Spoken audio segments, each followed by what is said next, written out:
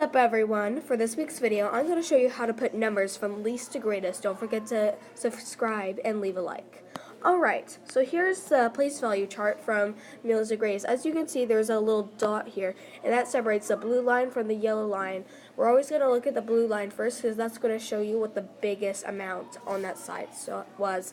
But if it were to be like 0.12, just forget about this, all the rest of the numbers, and we got 0.11.